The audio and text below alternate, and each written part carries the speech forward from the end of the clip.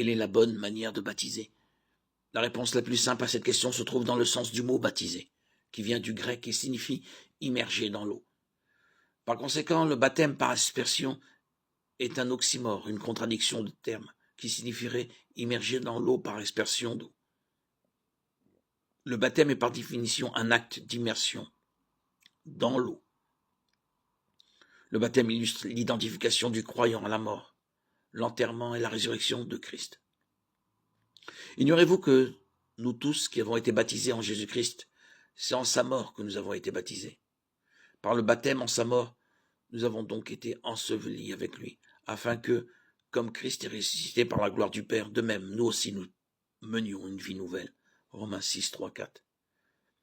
L'immersion dans l'eau symbolise la mort et l'enterrement avec Christ, tandis que la sortie de l'eau symbolise la résurrection de Christ.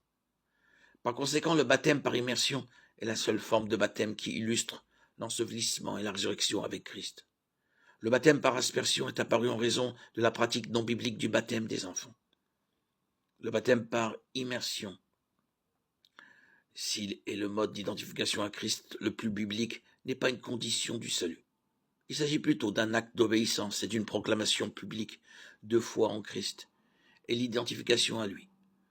Le baptême est une image de notre abandon, de notre ancienne vie pour devenir une nouvelle créature. 2 Corinthiens 5, 17.